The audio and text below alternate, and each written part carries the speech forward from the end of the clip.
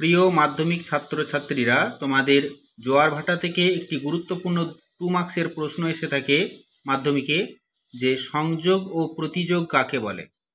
এই প্রশ্নের উত্তরটা তোমরা কিভাবে লিখবে দেখো। প্রথমে সংযোগ কাকে বলে সেটা লিখে দেবে, যে অমাবস্যার দিন সূর্য ও চন্দ্র একই দিকে থেকে মিলিতভাবে পৃথিবীকে আকর্ষণ করে।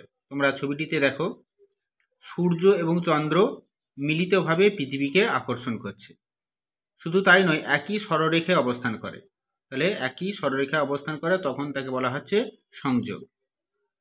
আচ্ছা, এক্ষেত্রে কি হয়, এক্ষেত্রে যে সূর্য এবং চন্দ্রের মিলিত আকর্ষণ পৃথিবীর উপর পড়ে, ফলে পৃথিবীর উপর যে সমুদ্রে যে জলটা রয়েছে সেই জলটা অনেকটা উপকূলের দিকে ধেয়ে আসে, ঠিক আছে, অর্থাৎ জোয়ারটা তেজি হয়, ভরা জোয়ার হয়।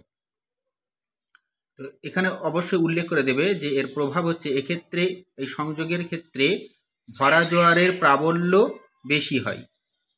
এরপর আসছি প্রতিযোগ কাকে বলে। দেখো, পূর্ণিমার দিন পৃথিবী সূর্য ও চন্দ্রের মাঝে অবস্থান করে। তাহলে ছবিটিতে দেখো, সূর্য এবং চন্দ্রের মাঝখানে রয়েছে পৃথিবী। কখন না, পূর্ণিমার সময়, এবং একই সরলরেখায় অবস্থান করে। সূর্য, চন্দ্র এবং পৃথিবীর কেন্দ্র একই সরলরেখায় অবস্থান করে।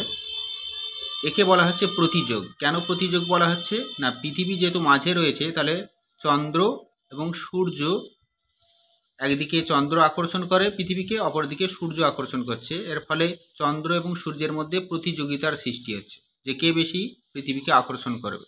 তাহলে সেই কারণে একে বলা হয় প্রতিযোগ। এর ফলে কি হয়, পৃথিবীর উপরিভাগে যে জল রয়েছে সেই জলটা চন্দ্রের দিকেও যায় এবং সূর্যের দিকেও যায়। তাহলে এই জোয়ারটাকে আমরা বলবো ভরা জোয়ার।